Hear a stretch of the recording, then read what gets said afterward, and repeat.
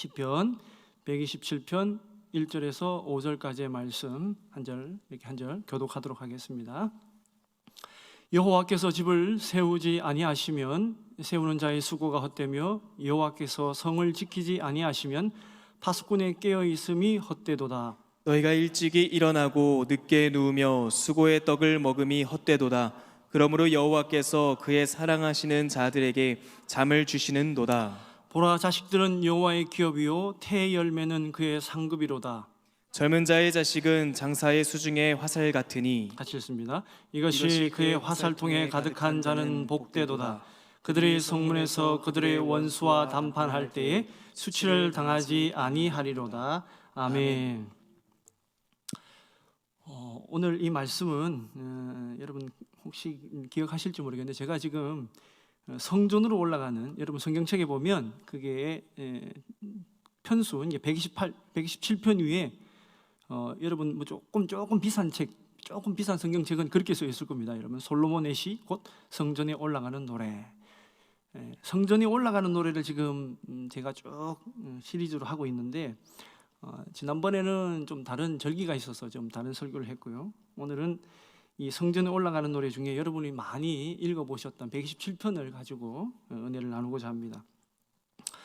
성전에 올라가는 노래는 총 이제 15편이 있는데 그 중에 이제 10개는 누가 썼는지 모르는데 4개는, 그 중에 4개는 다윗이 썼습니다. 122편, 124편, 그다음 131편, 133편, 이 4개는 이제 다윗이 썼고 오늘 나오는 127편은 이제 솔로몬이 썼습니다.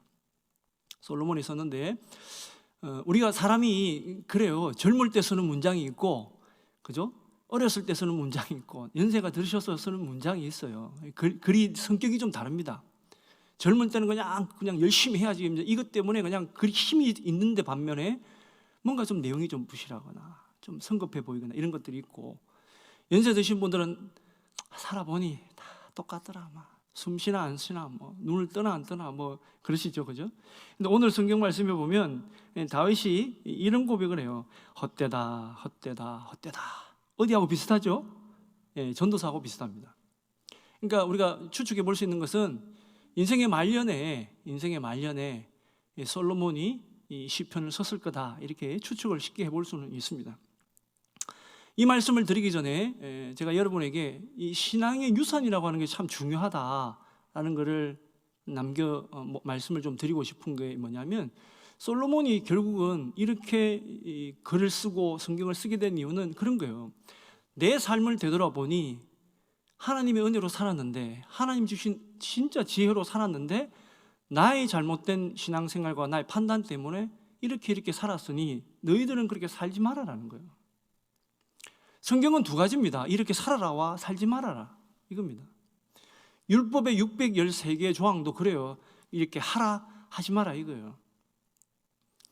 그 신앙의 유산을 남기는 것이 얼마나 중요한지를 모릅니다. 그래서 우리 담임 목사님 자주 설교하신 그 내용 중에 보면 길가를 지나갈 때 그게 돌 세우고, 요단강을 지나갈 때 돌 세우고 있죠, 그죠? 돌 세워서 우리의 신앙은 이렇게, 하나님이 돌보심이 이렇게 되었다라고 하는 걸 남겨주는 것이 굉장히 중요하다라는 겁니다. 여러분은 내가 지금 하나님 나라 가면 자손이나 다른 사람에게 어떤 유산을 남겨주시겠습니까? 대부분은 진짜 유산을 남겨주려고 그러죠. 재물과, 그죠? 권력과. 영원토록. 옛날 부모님들은 그 정도 욕심은 아니었는데 그냥 내 자녀들 2, 3대 정도 먹을 수 있을 정도 이렇게 해서, 그래 너희들은 이 돈 가지고 이 재산 가지고 열심히 너희들이 살아서, 그래 너희들도 좀 보람있게 좀 물질로 궁하지 아니하도록 살아라, 이러는데 요즘 욕심은 얼마나 큰지요. 영원히 살려고 자손들이 욕심도 보통 욕심이 아니에요. 그래서 다른 사람들까지 다 뺏어가지고 좀 나눠 살면 될 텐데 너무너무 부와 권력이 집중이 되다 보니 그냥 소위 말해서 부스러기 남겨주면서 거기에 사람들이 만족해하면 그걸로 그냥 세상이 이렇게 돌아가는 거예요. 근데 하나님이 원하는 세상은 결코 그러지 않다는 겁니다. 수원에 가면 수원 화성이라는 게 있습니다. 수원 화성 가보셨어요? 수원이라면 왕갈비만 생각하시는 분이 계신데 수원에는 수원 화성이 진짜 유명합니다.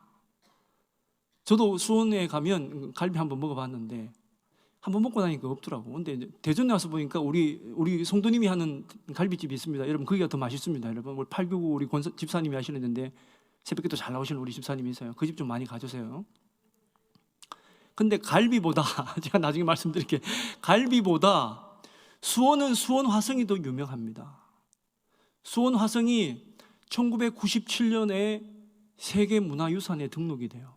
우리나라가 가지고 있는 세계문화유산이 전 세계에 한 1100개쯤 되는데 그중에서 우리나라가 52개나 가지고 있으니까 엄청나게 많이 가지고 있는 겁니다.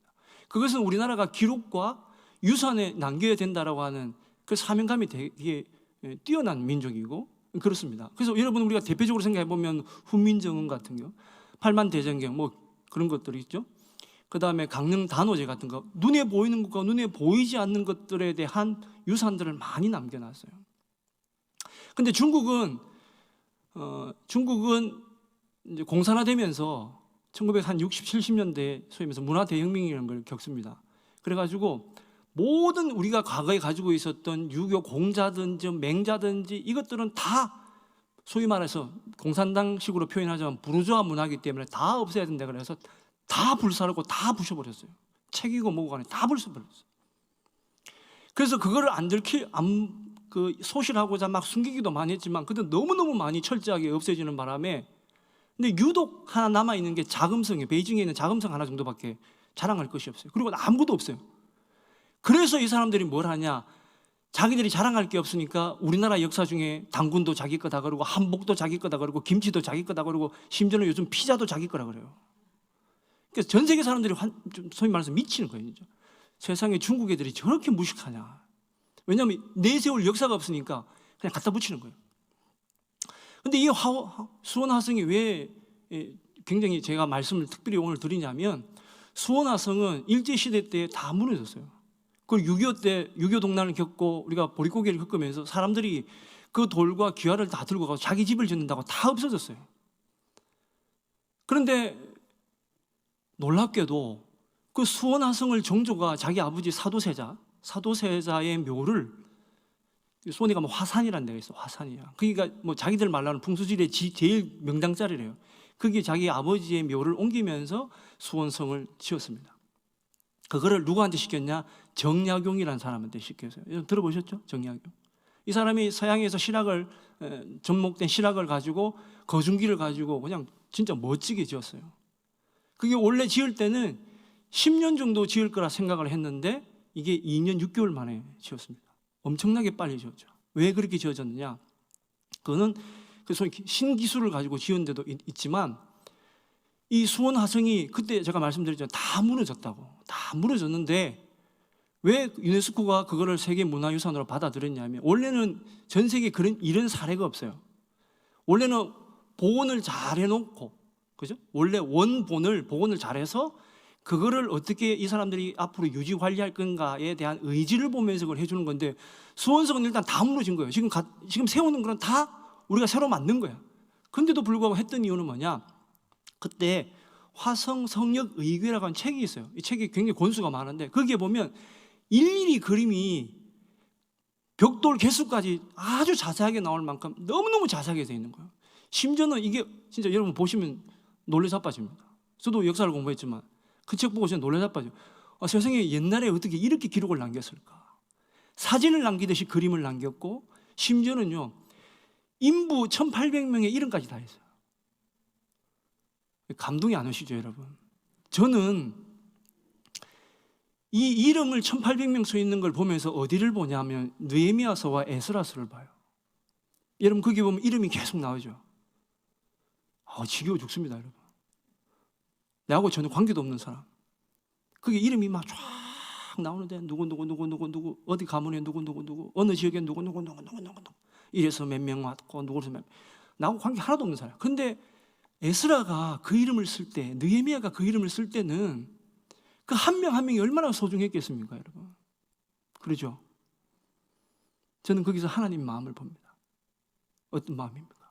생명책에 성도들 이름 하나하나 하나님이 새기실 때, 예수님이 새기실 때 그 마음이 어떠실까? 반대로 얼마나 기쁘실까? 반대로 거기서 이름이 하나씩 빠지면 주님의 마음이 얼마나 아프실까? 안 그렇습니까, 여러분? 우리가 졸업식이나 아이들 종강식 할 때 남들 다 상 받는데 우리 애 하나 안 받았다 그러면 난리 납니다. 그래서 우리 부모님들 화내지 마시라고 아이들 피아노 대회에 나가면 전부 상을 다 줘. 태권도 대회 가면 다 상을 줘. 그죠? 혹시나 상처받을까 봐. 그러니까 집에 가보면 최소한 초등학교, 중학교 졸업하다 보면 다 상은 막 어마어마하게 많아요. 여러분 자랑하면 안 돼요. 다 있어. 그 집에 다른 집에 가면 다 있어. 그거. 오히려 저희 집에는 저희 누님이 아주 자랑하는 게 하나 있는데 뭐냐? 6년 개근상을 자랑합니다. 우리 집에서 제일 귀하게 생겼어요. 한 번도 학교를 안 빼먹었으니까. 저도 중간에 좀 아파서 빠지기도 하고 이랬는데 저희 누님이 제일 부러워. 근데 그 이름 하나하나 쓰는 게 얼마나 귀하냐라는 거예요. 그 1800명의 이름을 쓰면서 이 사람들의 인건비 반나절 기준으로 해서 인건비까지 다 쓴 거예요. 그러니까 공정하겠죠. 그러니까 일할 사람들이 신이 나겠죠. 그러니까 10년 걸릴 일을 2년 6개월 만에 했다는 거예요. 너무 놀란 거예요. 그 자산 얘기가 쫙 돼 있어가지고 우리가 이대로 복원하겠다 그래서 진짜 그대로 다 복원해요. 그래서 유네스코가 이거는 예외로 이번에는 받아들이자 해서 수원 화성을 유네스코 세계문화에 등록해 줬습니다. 근데 여러분 사람들이 그랬어요. 아니 그래 성을 세운 것도 중요하지만 그 성을 기록한 그 책도 어마어마한 책인데 이 책도 좀 이렇게 문화유산에 등록이 됐으면 이랬는데 그래서 나중에 진짜 소원대로 10년 후에 2007년도에 그것도 문화유산으로 등록이 됩니다. 자, 제가 여기서 드리고 싶은 왜 이렇게 정확하게 이 설명을 드리냐면 보십시오. 우리가 무너진 성을 세우듯이 우리 무너진 가정을 세우고 무너진 국가를 세우고 무너진 성전을 세우고 교회를 세우려면 뭘 해야 됩니까? 원본을 가지고 그대로 신앙을 세워가야 돼요. 이 필이 확 오시나요, 여러분? 어디서 찾습니까? 하나님이 너무 고문사. 이거 다 있잖아요. 그래서 우리 담임 목사님 늘 하는 얘기가 그러니까 말씀과 기도, 말씀에 중심한 기도. 안 그러면 이상한 데 빠져요. 자꾸 어디서 이상한 소리 들었다 그래서 성도들 붙잡고 내가 들어보니 이런 소리 들리더라. 여러분 하나님이 혹시라도 그런 소리를 나한테 줬다 그러면 철저하게 성경의 검증을 받아야 돼요. 그래서 내가 2단으로 3단으로 안 빠집니다. 제가 신학교 때 한 여자 청년이 저희 집 사람 다 아는 얘기인데 저희 한 청년이 와서 이렇게 얘기를 하더라고요. 원래 목사님들이 참 전도사님들이 유혹이 많아. 무슨 유혹이 많냐면 한 여자 청년이 와서 저한테 그렇습니다. 전도사님, 제가 기도를 하는데 하나님이 음성을 들려주시는데 전도사님하고 결혼해랍니다. 그랬어요. 여러분 그때 어떻게 해야 됩니까? 그러면 당신이 하나님 음성 들었으니까 그럼 내가 기도해야지 이래야 됩니까? 예? 그래서 제가 그랬어요. 자매요, 하나님이 그러시면 분명히 나한테도 응답을 줄 거다. 기다려봐라. 지금껏 기다리고 있습니다. 그래서 저는 제 집사람하고 결혼했어요. 그 사이에. 지금도 나를 기다리는지 모르겠지만 그런 겁니다. 우리가 생각을 때로는 번쩍 떠오르는 생각이 많지 하나님의 말씀이고 하나님의 뜻인 줄 착각을 하는데 여러분 그래서 들리는 말씀이나 보이는 말씀은 이 기록되어 있는 말씀에 늘 언제나 비교를 해봐야 돼요. 그래서 성경을 많이 읽어야 된다니까. 그러니까 조지 뮬러 목사님이 여러분 우리가 기도로 유명한 목사님을 알고 있지만 조지 뮬러 목사님은요 엄청나게 성경 많이 읽으신 분이에요. 하루에 늘 언제나 그분이 성경 읽는 방식이 있어요. 그렇게 해서 신앙을 세워갔다라는 겁니다. 믿음을 세워갔다라는 겁니다. 오늘 우리도 여기에 보면 중요한 핵심 포인트의 말씀은 이런 겁니다. 첫 번째 하나님이 인생의 주관자이시다. 하나님이 인생의 주관자이시다. 1절 2절 같이 한번 읽습니다. 1절 읽습니다. 여호와께서 집을 세우지 아니하시면 세우는 자의 수고가 헛되며 여호와께서 성을 지키지 아니하시면 파수꾼의 깨어 있음이 헛되도다. 너희가 일찍이 일어나고 늦게 누우며 수고의 떡을 먹음이 헛되도다. 그러므로 여호와께서 그의 사랑하시는 자에게 잠을 주시는도다. 아멘. 자, 여기서 여호와께서 이 주어가 나오죠. 여호와께서 이렇게 있으시잖아요. 그러니까 인생의 주도권을 하나님께 드려야 된다. 하나님이 있다라고 하는 걸 일단 그걸 고백을 해야 돼요. 자, 그렇지 않으면 어떻게 되느냐? 집을 세우지 아니하시면, 하나님이 여호와께서 세우지 아니하시면, 여기서 집은 세 가지 의미가 있습니다. 히브리어는 세 가지 의미가 다 있어요. 첫 번째, 가정. 이 집은 가정이란 말이죠. 우리가 베들레헴, 예? 벳 바게 할 때 그 벳은 다 집이란 뜻인데, 이 집도 하나님이 세우셔야만 이 집이 올바로 설 수 있다라는 것입니다. 두 번째는 이 국가입니다. 국가도 때로는 벳 쓰긴 하는데, 솔로몬이 이 왕궁을 짓기 위해서, 국가를 유지하는 왕궁을 짓기 위해서 13년이나 걸렸습니다. 성전을 짓는 7년보다 2배나 더 썼어요. 그러니까 이스라엘 백성들이 멸망당해서 성전이 무너지는 걸 보고 포로로 끌려가면서 나중에 스룹바벨이 다시 돌아와서 성소를 짓는 걸 보면서 울었습니다. 왜? 어렸을 때 예루살렘 성전을 보고 떠난 사람들은 나이 70대에서 80대에서 와서 보니 솔로몬이 지었던 것보다 형편없거든요. 그래서 막 울었어요. 그런데 그거보다 2배나 더 노력을 해서 지은 왕궁은 얼마나 휘황찬란하게 지었겠냐라는 겁니다. 여러분, 아무리 금으로 둘러싸도 하나님이 계시지 않는 곳은 마귀의 소굴이 됩니다. 기억하셔야 됩니다. 사람의 소굴이 아니에요. 마귀의 소굴이 돼요. 우리는 악한 사람이에요. 우리는. 그럼에도 주님이 지켜주시니까 우리가 이만큼 사는 거지. 한순간이라도 하나님이 우리를 놓으시면 우리는 마귀에 그냥 넘어가게 되어 있습니다. 우리는 마귀를 이길 수 없어요. 예수의 이름 아니고는. 자, 그리고 또 여기서 벳은 하나님의 집을 얘기하게 됩니다. 성전. 아까 7년 동안 지었다 그랬죠? 7년 동안 지었다 그랬습니다. 그런데 이 집이 나중에 어떻게 됩니까? 진짜 마귀의 소굴이 되어요. 우상의 소굴이 되어갑니다. 여러분 집은 몇 채 가지고 계세요? 여러분? 네, 몇 채 가지고 계세요? 한 1000채쯤 가지고 계십니까? 여러분? 네? 없죠? 우리나라에는 그 정도 있는 사람이 있더라고요. 지난번에 조사를 한 거 보니까. 참 대단하죠. 어떻게 그렇게 지는지 몰라요. 어쨌든 솔로몬은 왕궁이라고 하는 큰 집이 있을 뿐만 아니라, 아가스에 보면 거기는 조금 이제 왕비가 한 60명 정도 나와요. 근데 아가스가 그래서 젊었을 때 썼다라고 하는 거 알 수 있는데, 근데 열왕기에 오면 이제 부인이 700명에 이제 비가 300명, 그러니까 1000명의 부인이라고 그러죠. 그러면 부인들마다 집 하나씩 다 지어줘야 될 거 아니에요. 그죠? 그러니까 솔로몬은 엄청나게 집을 많이 가진 사람이에요. 그런데 솔로몬이 고백하는 게 이런 거예요.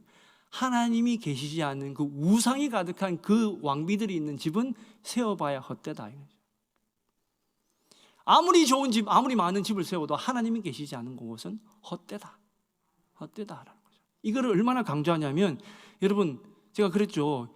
히브리어에는 강조법하고 최상위급이 없어요. 그래서 똑같은 단어를 반복하는 게 가장 강조하는 거예요. 그 보면 127장 7편 1절에서 2절까지 보면 헛되다, 헛되다, 헛되다 3번이 나와요.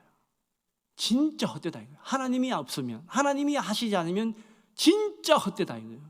세상에 무엇보다도 그렇게 살면 안 된다라는 것입니다. 그리고 하나님께서 사실 솔로몬에게 얼마나 복을 주셨어요. 전무후무한 지혜로움과 총명함, 그 다음 아버지 다윗으로부터 준비된 그 부와 권력, 온 세상에서 솔로몬의 지혜를 빌리고자, 그죠? 저 아프리카 저기에서도 저쪽에서도 막 찾아와서 솔로몬에게 그 많은 것을 하나님이 허락해 주셨음에도 불구하고 헛된 일에 너무 신경을 쓰고 있었다라는 거예요. 본인은 그걸 몰랐어. 젊을 때는 그냥 잘 살고 국력 세게 하고 군인들 그냥 금방패로 무기 세우고 그 번 돈으로, 그 무역에서 번 돈 가지고 뭘 좀 하면 대단할 줄 알았는데 아니더라라는 거예요. 실제로 솔로몬이 그렇게 돈을 많이 쌓고 국력을 세웠음에도 불구하고 본인이 신앙의 길을 잘못 닦는 순간 그 자손들, 자기가 죽고 나서는 그 왕국이 그냥 2개로 잘라버리잖아요. 무너지는 건 한순간이다. 왜? 그 부모와 그 지도자가 그렇게 되면 그렇게 된다는 것입니다. 헛되고 헛된 것에 마음을 둘 것이 아니라 하나님이 나의 아버지시고 하나님이 나의 주권자다라는 믿음을 늘 언제나 잃지 아니하도록 우리가 스스로를 늘 되돌아봐야 됩니다. 오늘도 우리가 살잖아요. 열심히 살잖아요. 그죠? 그 열심히 사는 것도 하나님이 없으면 안 된다라는 거예요. 자, 그게 이제 2절을 보면, 2절을 다시 한번 보겠습니다. 2절. 2절을 우리가 다시 한번 한 목소리로 같이 읽습니다. 시작. 너희가 일찍 일어나고 늦게 누우며 수고의 떡을 먹음이 헛되도다. 그러므로 여호와께서 그의 사랑하는 자에게는 잠을 주시도다. 아멘. 자, 이거를 표준 세번역으로 한번 읽어보겠습니다. 표준 세번역으로 나오죠. 표준 세번역 같이 읽어보겠습니다. 자, 시작. 일찍 일어나고 늦게 눕는 것, 먹고 살려고 애써 수고하는 모든 일이 헛된 일이다. 주께서는 사랑하시는 사람에게는 그가 자는 동안에도 복을 내리신다. 아멘. 자, 여기에 정확한 의미가 확 들어오시죠. 자, 보통 사람들은 2절 전반에 있는 내용, 예를 들어서 일찍 일어나고 늦게 자리에 누우며 수고의 떡을 먹고 일하면 성공할 것이다라고 생각하지만, 앞서 126장에서 심는 대로 거둔다고 해서 그것이 절대적인 진리냐 믿고 사는 사람들이 있는 반면에 하나님은 그렇게 말씀하시지 않는다라는 것입니다. 너희들의 수고, 중요한 건 그거죠. 너희들의 수고는 헛될 수 있다라는 거예요. 누가 빠지면요? 하나님이 빠집니다. 내가 사는 목적이 무엇인지를 빠뜨려 먹어요. 내가 왜 살고 있는지, 내가 이 땅에서 주님이 왜 나를 보내셨는지, 내가 하나님께 쓰임받을 만한 사람인지 아닌지, 내가 맡겨진 사명이 아직도 남아있는지 되돌아보지 않기 때문에 그저 내 열심으로 살아서 내 자손들에게 그냥 많은 것을 넘겨주고 물려주고 그러려고 하다 보면 여러분 인생이 피곤해집니다.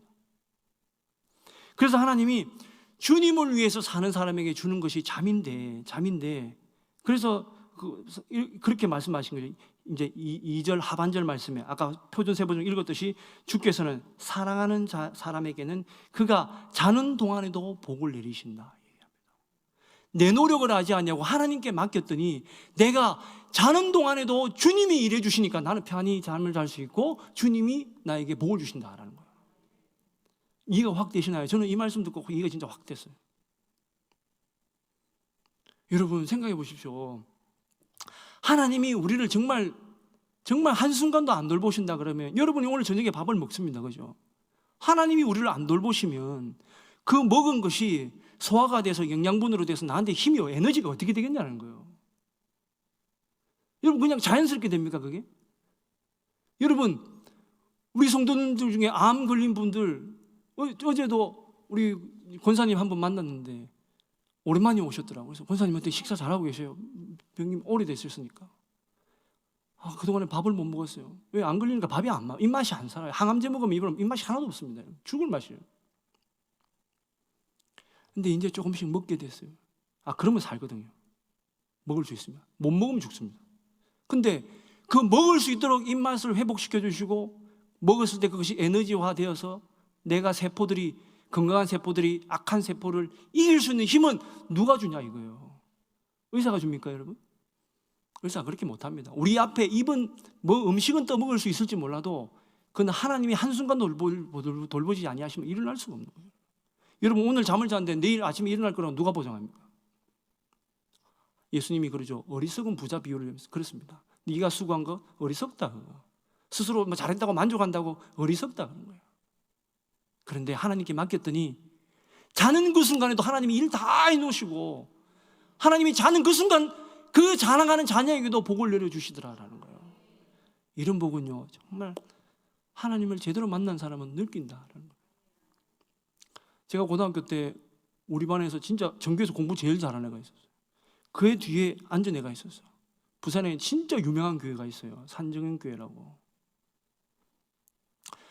서울 평양에 있는 장대윤교회, 평양 대붕의 그 중심지였던 장대윤교회가 피난 와서 세운 교회 중에 하나가 그 산정현교회인데 그게 목사님 아들이 있어요. 제 친구야. 근데 이놈은 매일 잠만 자는 거야. 수업 시간 공부 하나도 안 해. 난 피곤해. 뭐 하는데 피곤한지 몰라. 그러면서 이놈이 친구들이 막 놀립니다. 그 제가 너무 안타까워서 왜? 이놈 때문에 다른 애들 기독교 믿는 애들 다 같이 욕 먹거든. 그래서 야 잠 좀 자지 마라 너 수업 시간에. 너 때문에 너무 피해 본다. 친구들이 그렇게 많이 해서 그러면 이놈이 꼭 하는 얘기입니다. 사랑하는 자에게 주님이 잠을 주신단다.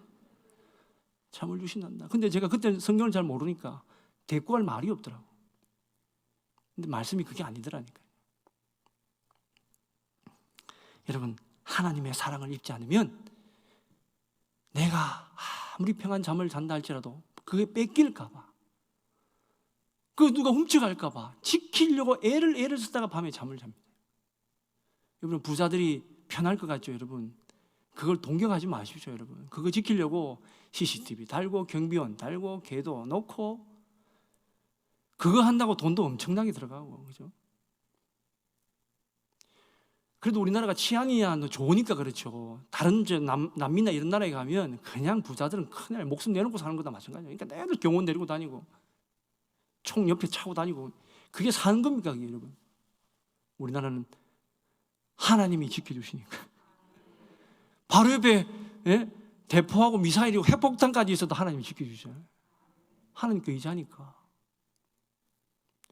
여러분, 70년 동안 전쟁이 없었다. 이건 정말 대단한 일입니다. 여러분, 미국만 보십시오. 그 잘 사는 나라 미국도 수십 번, 수백 번 전쟁을 했어요.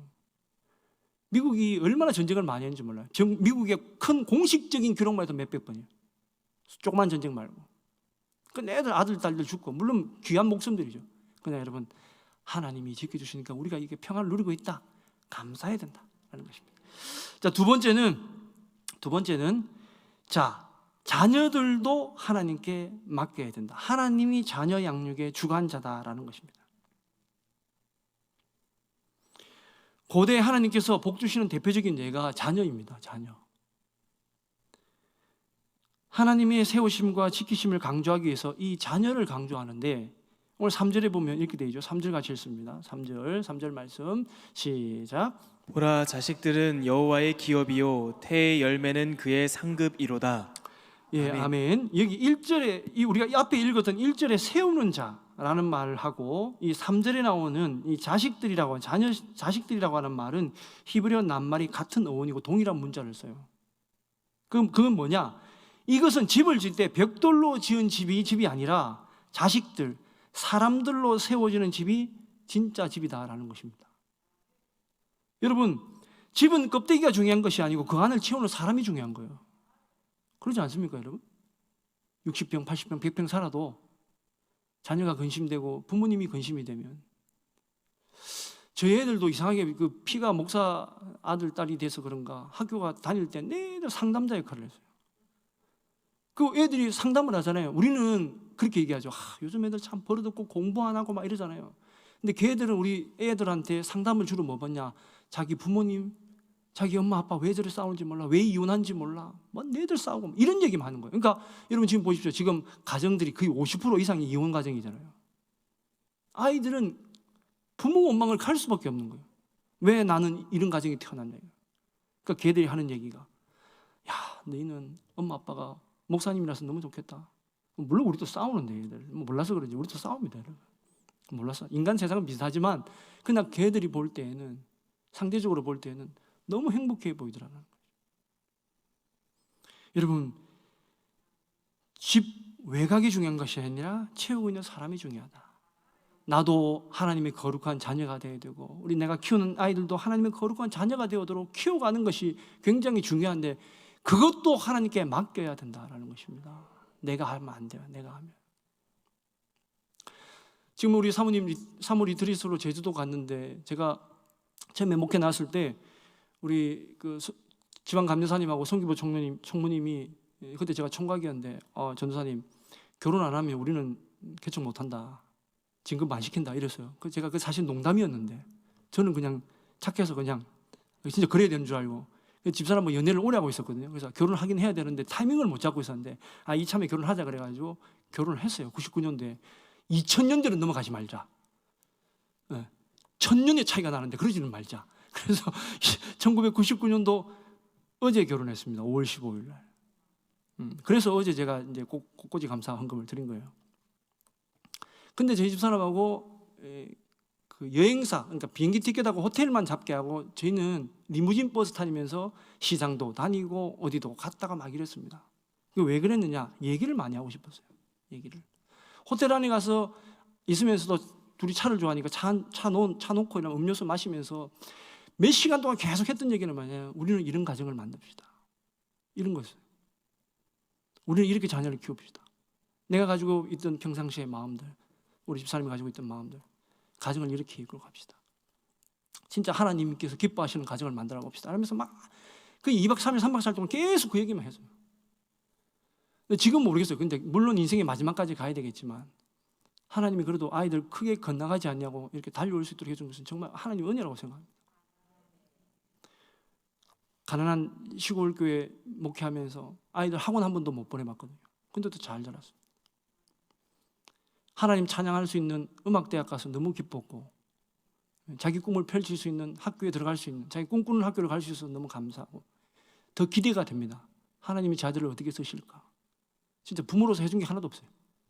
근데 하나님이 키워주시더라고요. 제가 제 자랑을 하려고 하는 것이 아니라 저는 그렇게 얘기했습니다. 아이들한테도 그런 얘기를 했어요. 하나님이 뭔가 표본이, 우리 교회가 한국 교회 기도의 표본이 되듯이 신앙의 좀 표준을 보일 수 있는 가정을 세웠으면 좋겠다. 너희들도 그렇게 살았으면 좋겠다. 그렇게 얘기를 합니다.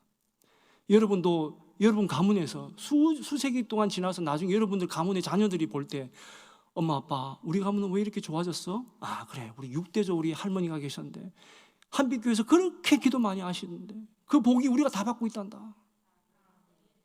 믿음이 작으시네. 그 주인공이 여러분 되시길 바랍니다. 여러분. 다윗이 누구 덕으로 이렇게 부귀영화를 누렸습니까? 그 아버지가 다윗의 길을 따라라 그랬거든요. 이 성경 말씀이 오늘 어떻게 되는지 이제 시간이 그거 하니까 이게 뭐 이렇게 되었습니다. 제가 열왕기 하나 성경 말씀 하나 드렸습니다. 열왕기상 11장 38절 말씀. 열왕기상 11장 38절 말씀을 우리 한 목소리로 합독하도록 하겠습니다. 시작.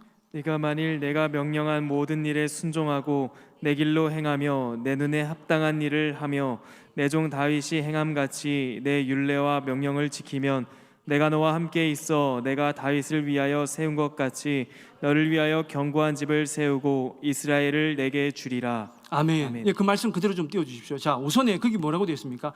만일 내가 명령한 첫 번째 모든 일에 순종하고, 두 번째 내 길로 행하며, 세 번째 합당한 일을 행하며, 그리고 뭐라고 되어 있습니까?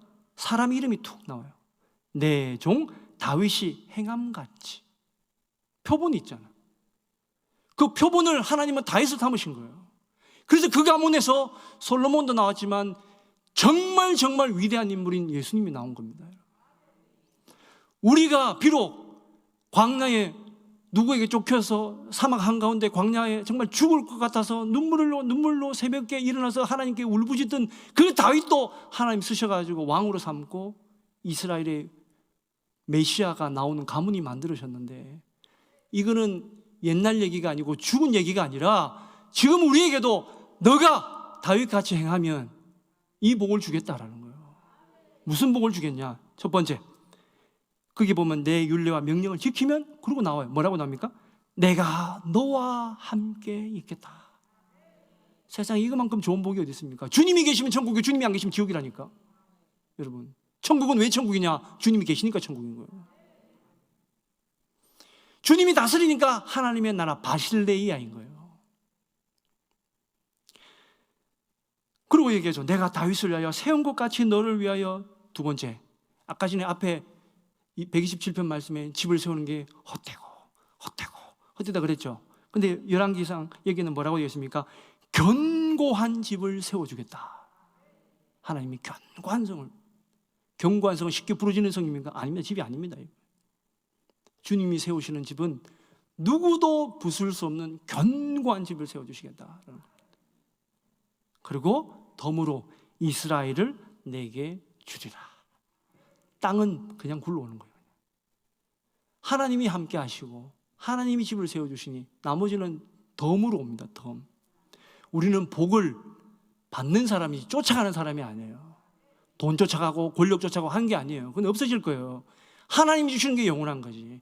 견고한 집을 주는 게 영원한 것이지. 여러분, 우리나라의 말로 번역이 되어 있는데 위대한 인물을 만든 위대한 어머니의 기도라는 책이 있습니다. 거기에 보면 한 10명 정도 되는 쫙 기도의 어머니들, 믿음의 어머니들이 쭉 나오는데 그 자식들에게 물려줬던 것들이 쭉 나와요. 뭐 예를 들면 모세 어머니 요기벳이 아들에게 지혜와 기도를 줬고, 우리 감리교를 만드셨던 웨슬리 목사의 어머니 수산나는 기도와 성경을 습관적으로 기도할 수 있는 기도 훈련을 시킨 게 어머니거든요. 쭉 그런 분들이 얘기가 쭉 나옵니다. 그런데 특징이 뭐냐? 그 10명의 특징이 뭐냐면 늘 언제나 성전과 골방에서 기도하는 어머니들이었다라는 겁니다. 그래서 담임 목사님 자주 얘기하시지만 우리의 지금 기도는 쌓이는 기도지 없어지는 기도가 아니다라는 거예요. 쌓이는 기도다. 목사님 오늘 기도했는데 애가 변화가 없어요. 없지 여러분. 근데 몇 년 후에 보십시오. 다른 사람들이 안 봤던 사람이 딱 보면 아유 제가 저렇게 컸네. 여러분 자녀들은 여러분의 기도로, 여러분의 가정은 여러분의 기도로, 한국은 우리 한빛교회 기도로 든든히 세워지고 복두시고 견고히 세워질 줄로 믿습니다.